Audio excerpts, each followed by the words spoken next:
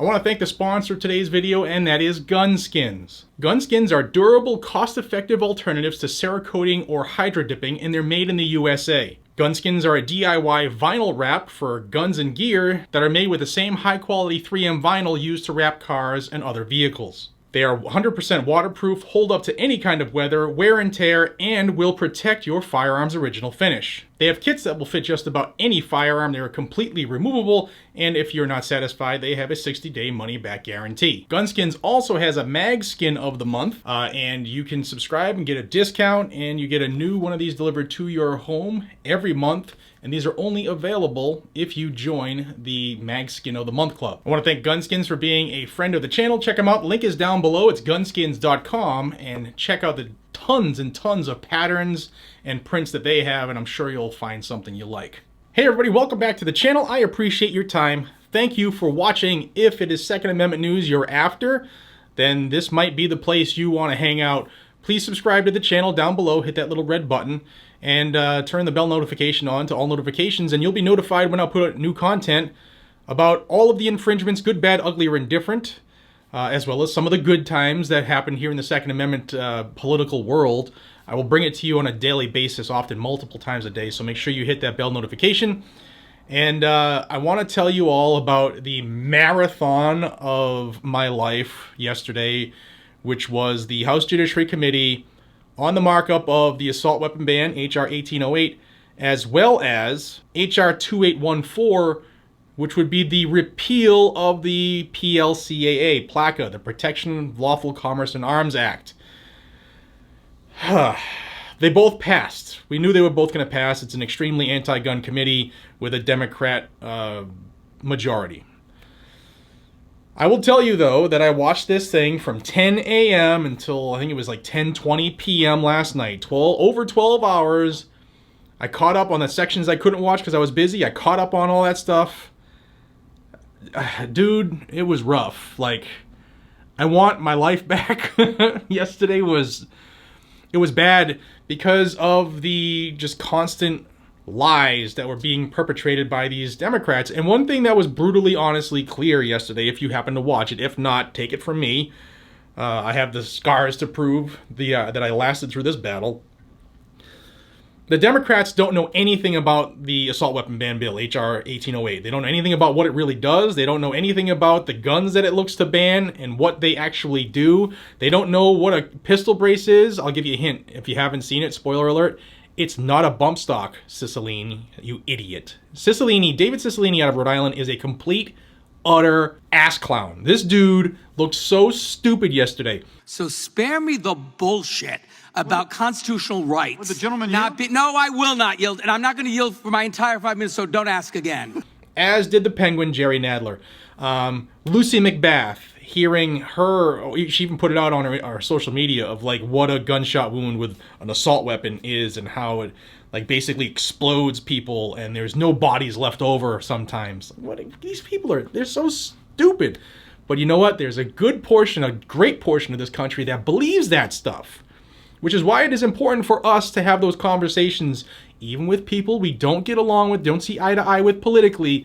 Have these conversations now where we can still tell people the truth. You're not going to turn everybody. You're not.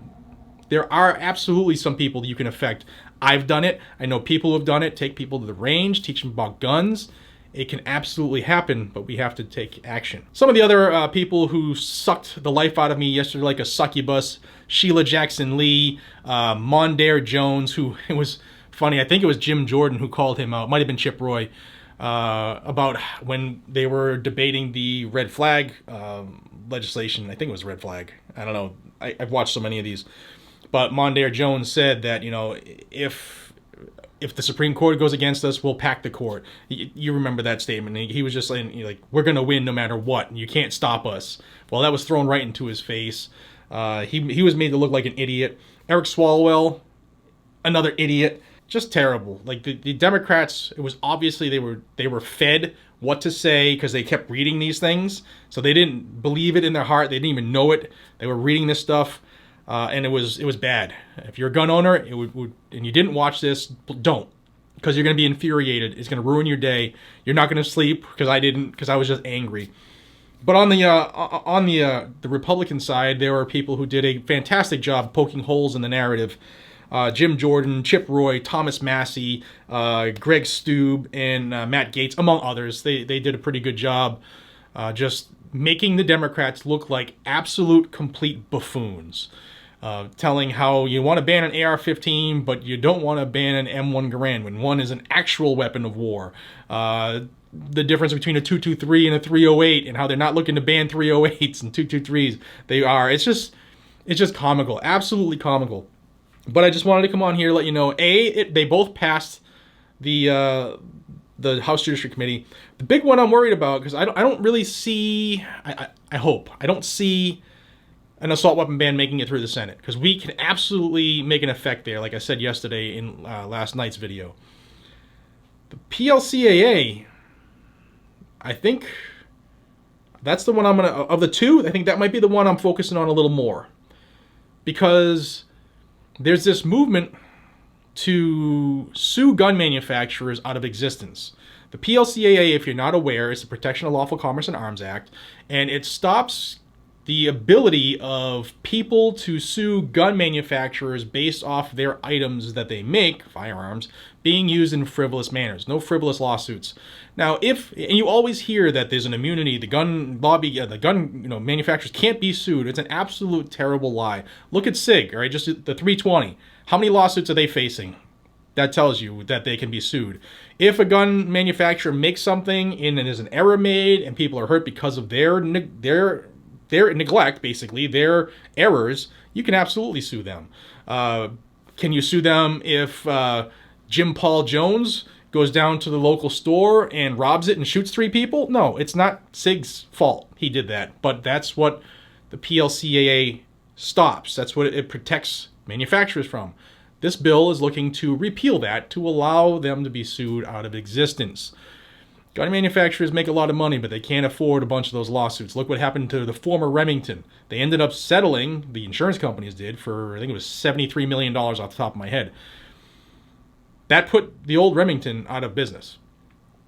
The new Remington is facing potential lawsuits. Daniel Defense is facing potential lawsuits. Smith & Wesson is facing potential lawsuits because of the incidents that have happened in states that have opened up the ability to sue them under public nuisance. New York, Delaware, New Jersey, California wants it.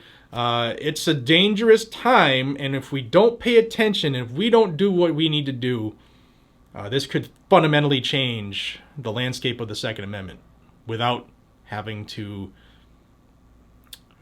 structurally change or amend the Constitution. So I will be digging deep into this to try to see what the potential of support is in the Senate.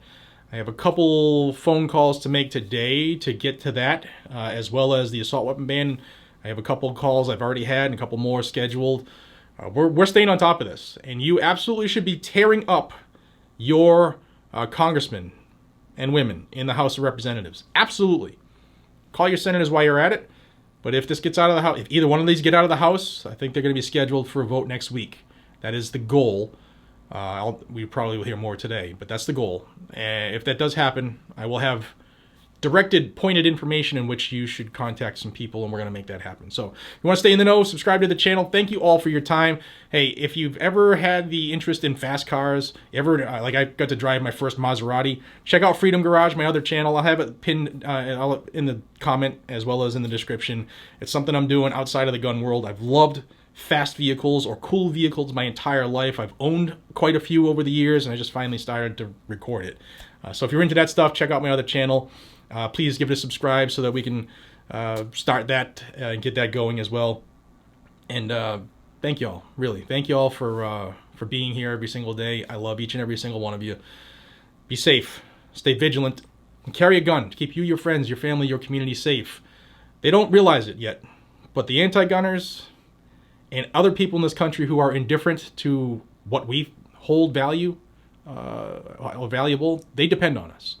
They depend on us to stand in that gap, because when evil confronts us face to face, the police are only minutes away, and sometimes a couple hundred of them still won't come in and help you. I'll see you on the next one. Take care.